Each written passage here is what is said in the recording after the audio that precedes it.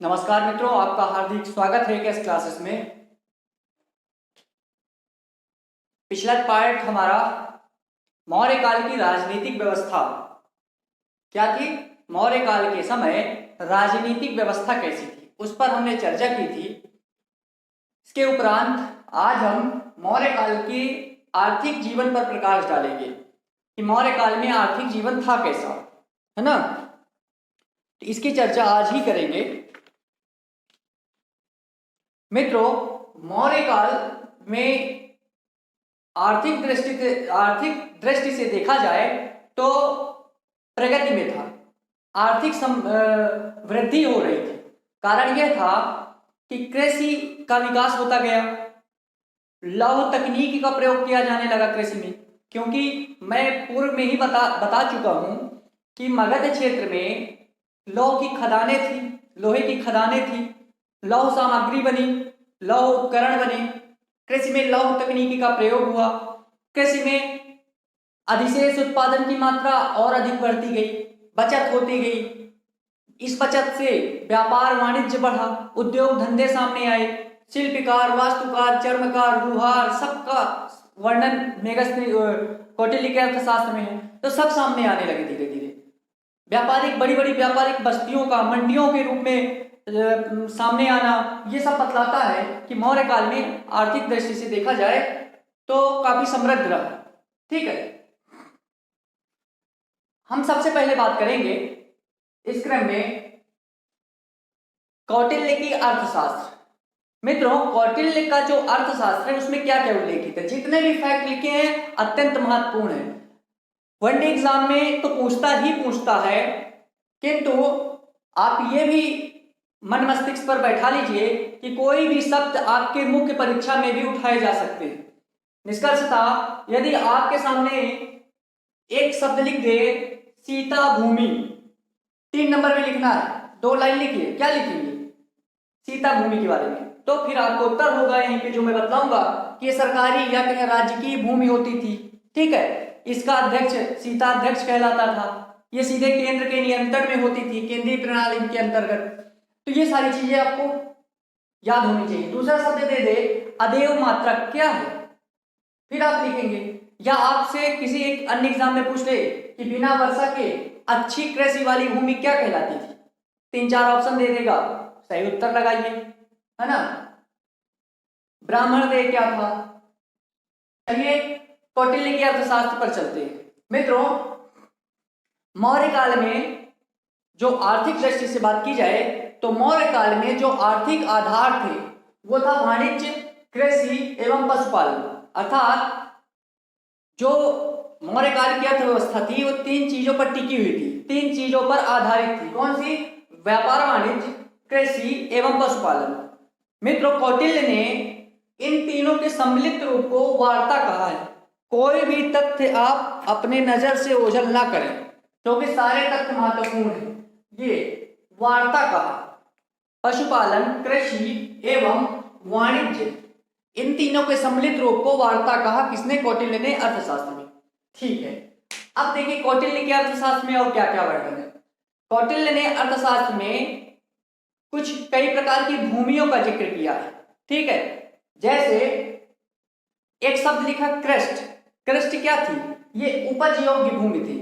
अर्थात उपजाऊ भूमि को क्या कहा कौटिल्य ने? कृष्ट। और अकृष्ट को क्या था? अनुपजाऊ भूमि, जिसपे उपज नहीं होती थी। ठीक है, बंजर भूमि थी ये। अच्छा, सीता भूमि किसे? पहले जान लीजिए सीता क्या है। कौटिल्य में ही, कौटिल्य के अर्थशास्त्र में है सर। सीता जो थी ये सरकारी भूमि से सीता सरकारी भूमि थी, है ना। पहले देखिए 2 चीज मैं बताऊंगा। पहले सीता, सीता भूमि, सीता अध्यक्ष। सीता भूमि क्या है? ये सरकारी या कहे राजकीय भूमि थी जो केंद्र के नियंत्रण में थी। ठीक है, और यहां पर यह कहा जाता है संभवतः कि सीता भूमि पर जनजातियों द्वारा ही कृषि की जाती थी। ठीक है, दूसरा है सीता क्या है? सीता जो है सरकारी भूमि से प्राप्त आय था। ठीक है, सीता अध्यक्ष क्या है? सरकारी या कहे राजकीय भूमि का अध्यक्ष। ठीक है, अगला है ब्राह्मण देय। ब्राह्मण देय जो भूमि है ये ब्राह्मणों को दान में प्रदत्त भूमि है, अर्थात दान में ब्राह्मणों को दी गई भूमि को क्या कहा गया? ब्राह्मण देय। फिर है अदेव मात्रक। अदेव मात्रक किस प्रकार की भूमि है? ये बिना वर्षा के, वर्षा नहीं हो रही है फिर भी उपज अच्छी हो रही है, ऐसी भूमि को अदेव मात्रक कहा। क्या कहा? अदेव मात्रक। बहुत अच्छी चीज है। अच्छी चीज ये है कि कौटिल्य ने अपने अर्थशास्त्र में मित्रों दो फसलों का जिक्र किया है, दो फसलों का जिक्र किया है, और वो फसल पढ़ना महत्वपूर्ण है क्योंकि वहां से प्रश्न बन चुके हैं। ठीक है, पिछले कई वर्षों में यदा कदा देखा गया है कि ये प्रश्न पूछे गए। पहला कि सबसे अच्छी, सबसे उत्तम फसल किसे कहा कौटिल्य ने? वो थी धान। कौन थी? धान या कहें चावल। तो सबसे उत्तम फसल कौटिल्य ने धान को कहा, जबकि सबसे निकृष्ट फसल कौन थी? गन्ना थी। इसे निकृष्ट फसल माना। ठीक है, लेकिन उत्तम फसल किसे माना? धान को। यह फैक्ट याद रखिएगा। ठीक है, इसके बाद चावल की दो किस्मों का भी कौटिल्य ने उल्लेख किया है। चावल की दो किस्मों का भी उल्लेख किया है। कौन सी? दारक एवं वरक। दारक और वरक ये चावल की दो किस्में थी, या कहें धान की दो किस्में थी। ये हो गई भूमि कौटिल्य के अर्थशास्त्र में। अब कौटिल्य के अर्थशास्त्र में ही पशुपालन। देखिए, राज्य की मुख्य आय का जो मुख्य स्रोत था वो तो राजा कर प्रणाली तो थी, राजस्व में था ही, किंतु उसके बाद भी पशुपालन, व्यापार वाणिज्य, इनसे भी राज्य को बहुत ज्यादा ही आय प्राप्त होती थी। ठीक है, तो पशुपालन भी मुख्य रोल प्ले करता था राज्य की आय में। ठीक है, याद रखिएगा इस चीज को। आपको मैं बता भी चुका हूं कि पशुपालन के लिए चारागाह चाहिए। तो एक चारागाह होता था, चारागाह का अध्यक्ष भी होता था, जिसे क्या कहते हैं ये मैं बता चुका हूं। आप टिप्पणी करेंगे कमेंट बॉक्स पर। ठीक है, पशुपालन के लिए अलग अलग पृथक विभाग बनाए गए, है ना। तो पशुपालन भी उन्नत अवस्था में था मौर्य काल में। अगली बात करें सिंचाई की। देखिए मित्रों, सिंचाई को भी मौर्य काल में विशेष महत्व दिया गया। कारण ये था कि जब कृषि बढ़ रही थी भैया, तो कृषि जब बढ़ेगी तो सिंचाई के साधन की आवश्यकता भी सामने आएगी। तो कृषि में उन्नति के लिए सिंचाई में भी विशेष महत्व दिया गया मौर्य काल में। ठीक है, एक चीज आप भी जानते हैं, एक शब्द है सुदर्शन झील। तो चंद्रगुप्त मौर्य का जब शासन होता है तो चंद्रगुप्त मौर्य के सौराष्ट्र गवर्नर, सौराष्ट्र में चंद्रगुप्त मौर्य का एक गवर्नर होता है, उसका नाम था पुष्यभूति। पुष्यभूति ने सौराष्ट्र सेतुबंध किया। ये राज्य की ओर से सिंचाई का समुचित प्रबंध था। सेतुबंध जो होता था, सब कौटिल्य की अर्थशास्त्र में है। सेतुबंध राज्य की ओर से सिंचाई का समुचित प्रबंध ही सेतुबंध कहा जाता था। ठीक है, ये हो गई सिंचाई की बात। अब जानते हैं उद्योग धंधे। मैं बताया कृषि बढ़ रही थी, कृषि में उत्पादन बढ़ रहा था, उत्पादन बढ़ेगा, अधिशेष उत्पादन हो रहा था, बचत हो रही थी, तो उद्योग और धंधे भी पनप रहे थे। ठीक है, तो उद्योग धंधे भी इंपॉर्टेंट रोल प्ले करते हैं राज्य की आय के मुख्य स्रोत के रूप में। ठीक है, कौटिल्य ने अर्थशास्त्र में बताया कि जो प्रथम उद्योग था मौर्य काल में, जो प्रथम उद्योग था वो सूत काटना एवं सूत बुनना था। ठीक है, सूत की कताई एवं बुनाई पहला उद्योग कहा कौटिल्य ने मौर्य काल में। ठीक है, इसके बाद अब जान लेते हैं कौन कौन से क्षेत्र किस किस वस्त्र के लिए, किस किस वस्तु के लिए प्रसिद्ध थे। जैसे काशी एवं मालवा क्षेत्र, काशी एवं मालवा क्षेत्र सूती वस्त्र के लिए प्रसिद्ध था। आपसे पूछे मौर्य काल में सूती वस्त्र के लिए प्रसिद्ध क्षेत्र का नाम बताएं, तो उस आपको उत्तर होना चाहिए काशी एवं मालवा क्षेत्र। अगला है काशी एवं पुंड्र क्षेत्र। काशी एवं पुंड्र क्षेत्र ये भी रेशमी वस्त्र के लिए, देखिए ये सूती वस्त्र के लिए था, जबकि काशी एवं पुंड्र क्षेत्र ये रेशमी वस्त्र के लिए था। बंगाल जो था ये मलमल के लिए प्रसिद्ध था। बहुत इंपॉर्टेंट है ये सब, ठीक है। बंगाल जो था मलमल के लिए प्रसिद्ध था, किंतु याद रखिए उच्च कोटि की जो मलमल होती थी, उच्च कोटि की जो मलमल थी वो कहां से आयात होती थी मौर्य काल में? वो दक्षिण भारत से की जाती थी, ठीक है। मलमल बंगाल में प्रसिद्ध था, किंतु जो उच्च कोटि की मलमल थी वो मौर्य काल में, मौर्य साम्राज्य में दक्षिण भारत से आयात की जाती थी, खरीदी जाती थी, मंगवाई जाती थी, ठीक है।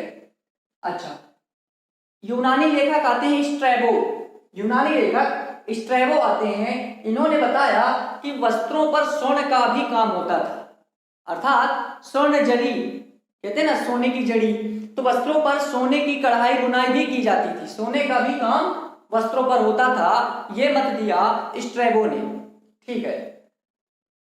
यह भी जान लीजिए कि उद्योग धंधों के अंतर्गत चमड़ा उद्योग भी फेमस था, प्रसिद्ध था। कौटिल्य ने अपनी अर्थशास्त्र में एक वस्त्र का उल्लेख किया है, उसका नाम है चीनपट्ट। चीनपट्ट रेशम था, ये याद रखिएगा। चीनपट्ट जो था ये रेशम था और इसका जिक्र किया कौटिल्य ने। चीनपट्ट कहां से मंगाई जाती थी? ये चीन से आयात की जाती थी, चीन से आयात की जाती थी चीनपट्ट अर्थात रेशम। इसका उल्लेख किसने किया? कौटिल्य ने। अन्य भी वस्त्रों का उल्लेख किया कौटिल्य ने, जैसे उन वस्त्रों के नाम आए सामने, कौन कौन से? दुकुल। दुकुल क्या था? ये श्वेत एवं चिकना वस्त्र था, श्वेत एवं चिकना वस्त्र था। छोम, छोम रेशमी वस्त्र को कहा, कौटिल्य ने छोम रेशमी वस्त्र को कहा। कौशेय, कौशेय जो था ये चीन का रेशम कहा जाता था, चीन के रेशम को क्या कहा कौटिल्य ने? कौशेय। इनका उल्लेख किया कौटिल्य जी, ठीक है। अब उद्योग धंधों के बाद आर्थिक व्यवस्था के अंतर्गत, आर्थिक जीवन के अंतर्गत अब व्यापार जान लेते हैं। यह तो बहुत ही महत्वपूर्ण है, ठीक है। व्यापार, मौर्य काल में व्यापार का सर्वोच्च अधिकारी कौन कहलाता था? वो पन्याध्यक्ष था। कौन था? पन्याध्यक्ष था। मौर्य काल में जो व्यापार था वो बढ़ रहा था, क्योंकि मगध साम्राज्य एक विशाल साम्राज्य के रूप में था, मौर्य साम्राज्य, ठीक है। समुद्रों का जिक्र किया गया, जैसे सबसे प्राचीन एवं सबसे बड़ा बंदरगाह है भड़ौच या भृगुकच्छ था, सबसे प्राचीन। अब जान लेते हैं कि इस प्रकार जब समुद्रों का उल्लेख हुआ तो पता चला कि जल एवं स्थल मार्ग से भी व्यापार फल फूल रहा था। भाई समुद्र सामने आए तो विदेशी व्यापार बढ़ा, है ना, जल मार्ग मिला, स्थल मार्ग में पहले ही बता चुका हूं कि अशोक के समय 5 प्रांत में विभक्त था, उत्तरापथ, अवंती पथ, दक्षिण पथ, तो इस प्रकार बड़े बड़े मार्ग थे। मौर्य काल में व्यापारियों की एक संघ होता था, व्यापारियों का एक संघ होता था जिसे श्रेणी कहा जाता था। क्या? श्रेणी कहा जाता था। इसका प्रमुख श्रेष्ठिन था, इसका प्रमुख श्रेष्ठिन था। अच्छा, मौर्य काल में कौटिल्य ने कुछ व्यापारिक मंडियों का जिक्र किया है। मौर्य काल में कौटिल्य ने कुछ व्यापारिक मंडियों का जिक्र किया, जैसे तक्षशिला, उज्जैन, कौशाम्बी, काशी, पाटलिपुत्र। यहां पर व्यापारिक बड़ी बड़ी मंडियां थी, ठीक है। अच्छा, अब ये जान लेते हैं कि मौर्य काल में विदेशों में आयात एवं निर्यात वस्तुएं खरीदी एवं बेची जाती थी। कहां कहां? पहला तो लंका, कहां? लंका, बर्मा, बेबीलोन, मिस्र, पूर्वी Africa. Lanka, Burma, Babylon. Babylon वही है जहां पर किसी की मृत्यु हुई थी। अब आप बताएंगे कमेंट बॉक्स पर, मैं बता चुका हूं बेबीलोन में किसी की मृत्यु हुई थी जब भारत में युद्ध किया और वापस लौट रहा था अपने देश। अफ्रीका, पूर्वी अफ्रीका से भी आयात निर्यात मौर्य काल में होता था, ठीक है। अब आयात, ये भी जान लीजिए कि जो वस्तुएं आयात की जाती थी उस पर 10% टैक्स लगता था, ये याद रखिएगा। 10% टैक्स आयातक वस्तुओं पर था। कौन सी वस्तुओं पर? आयातक वस्तुओं पर। जबकि निर्यातक वस्तुओं पर 4% टैक्स लगता था। शब्दों का खेल है मित्रों, ठीक है। आयातक वस्तुओं पर 10%, निर्यातक वस्तुओं पर 4%, ये याद रख लीजिए, रख लीजिए इसको। अच्छा, चीन से क्या मंगाया जाता था मौर्य काल में? रेशम। कौन से देश से क्या क्या मंगाया जाता था, ये भी महत्वपूर्ण है। चीन से रेशम मंगाया जाता था, नेपाल से चमड़ा मंगाया जाता था, सीरिया से मदिरा, सूखी अंजीर और दार्शनिक की भी मांग की थी। किसने की थी? बिंदुसार, जिसे सिंहसेन कहा गया। ठीक है, किससे मांग की थी? डाइमेकस से। डाइमेकस कौन था? सीरिया के राजा एंटियोकस प्रथम का राजदूत। तो बिंदुसार ने डाइमेकस से डाइमेकस के माध्यम से सीरिया के राजा एंटियोकस प्रथम से 3 वस्तुओं की मांग करता है। पहला तो मदिरा, अंगूरी मदिरा, दूसरा सूखी अंजीर, तीसरा दार्शनिक। तो सीरिया के राजा एंटियोकस प्रथम ने 2 चीजें तो भेज दी, मदिरा और सूखी अंजीर, किंतु दार्शनिक नहीं भेजा।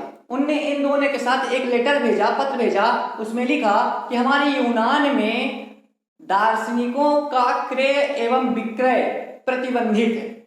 ठीक है, तो ये हो गई बात। पश्चिम एशिया से घोड़े मंगाए जाते थे। आपसे प्रश्न पूछे कि पश्चिम मौर्य काल में पश्चिम एशिया किसके लिए प्रसिद्ध था, तो आपका उत्तर होगा घोड़ा। ओके, इसके बाद ताम्रलिप्ति से मोती मंगाए जाते थे। ताम्रलिप्ति क्षेत्र से मोती मंगाए जाते थे। और एक चीज और मैंने बताया था कि मिस्र से भी व्यापार हो रहा था, तो मिस्र को कुछ चीजें बेची जाती थी। मौर्य काल में भारत से मिस्र को निर्यात की जाने वाली वस्तुएं हाथी दांत थे, कछुए थे, सीपियां थी और मोती नील थे। कौन कौन से? मोती नील, हाथी दांत, कछुए, सीपियां। ये सीप वगैरह सब कुछ मिस्र को बेची जाती थी, विक्रय की जाती थी, निर्यात की जाती थी। ठीक है, तो आपसे पूछे कि मिस्र को निम्नलिखित में से कौन सी वस्तु निर्यात की जाती थी, एक कोई इसमें दे दे और 3 कोई अन्य दे दे, तो आपको याद होना अत्यंत आवश्यक। मेगास्थनीज ने अपनी पुस्तक इंडिका में एक शब्द बताया, एक लाइन लिखा, ये बताया कि बिक्री कर जो नहीं देता था, जैसे आयातक वस्तुओं पर 10%, निर्यातक वस्तुओं पर 4%, अर्थात आयातक वस्तुओं पर ज्यादा टैक्स लगाते थे और निर्यातक वस्तुओं पर कम। तो मेगास्थनीज ने कहा कि जो ये बिक्री कर नहीं देता था उसको एकमात्र दंड दिया जाता था, मृत्यु दंड। ठीक है, ये कौन बताया? मेगास्थनीज ने, कि जो टैक्स नहीं देगा, बिक्री कर नहीं देगा, उसे दंड मिलेगा, वो भी अंतिम होगा, मृत्यु दंड। अब बात करते हैं आर्थिक व्यवस्था के अंतर्गत परिवहन। मित्रों, मेगास्थनीज ने यह बताया, एक शब्द उल्लेखित किया। मेगास्थनीज ने एक शब्द लिया, नाम लिया, क्या नाम था? एग्रोनोमाई, या कभी कभी इसको अग्रोनोमाई भी बोल देते हैं। यह बताया मेगास्थनीज ने कि एग्रोनोमाई नामक एक अधिकारी था जो सड़क निर्माण का अधिकारी था। जो सड़क निर्माण का अधिकारी था, कौन? एग्रोनोमाई। किसने कहा? मेगास्थनीज ने। ठीक है, एक प्रकार से परिवहन विभाग का ही अधिकारी था। अच्छा, मौर्य काल में मुद्रा एवं सिक्कों की बात कर लेते हैं। मौर्य काल में मुद्रा एवं सिक्कों की बात कर लेते हैं।